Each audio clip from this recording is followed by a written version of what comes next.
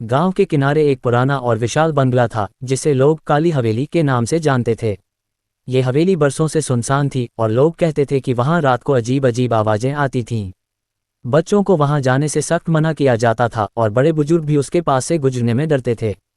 कहानी के अनुसार ये बंगला कभी राणा साहब का था, जो बेहद अमीर और ताकतवर व्यक्ति थे। उनकी बेटी रत्ना बेहद खूबसूरत थी, लेकिन उसकी जिंदगी दुखद हादसे में खत्म हो गई। कहते हैं कि रत्ना की मौत एक रहस्यमयी आग में हुई थी और तभी से हवेली में उसकी आत्मा भटकती है। गांव के 3 दोस्त अर्जुन, विक्रम और सूरज बहुत जिज्ञासु और निडर स्वभाव के थे।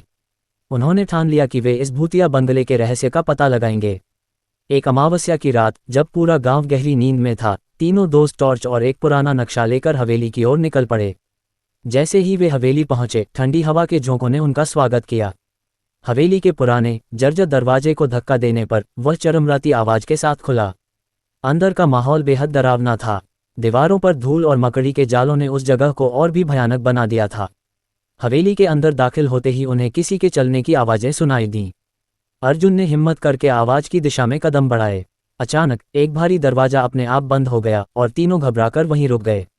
विक्रम ने देखा कि एक पुरानी तस्वीर दीवार पर टंगी थी जिसमें एक लड़की थी। उसकी आंखें मानो उन्हें घूर रही थीं। तभी रत्ना की दर्द भरी आवाज हवेली में गूंज उठी, कौन है, क्यों आए हो? तीनों के रोंगटे खड़े हो गए। सूरज ने कांपते हुए कहा, हम सिर्फ ये जानने आए हैं कि इस हवेली का सच क्या है। रत्ना की आत्मा प्रकट हुई। वह सफ़ेद साड़ी में लिपटी हुई थी और उसकी आंखों से आंसू बह रहे थे। उसने बताया कि उसकी मौत एक साजिश का नतीजा थी। उसके सौतेले चाचा ने उसे जायदाद हड़पने के लिए जला दिया था। रत्ना की आत्मा न्याय की तलाश में भटक रही थी। अर्जुन ने रत्ना से वादा किया कि वे उसके चाचा की सच्चाई सबके सामने लाएंगे।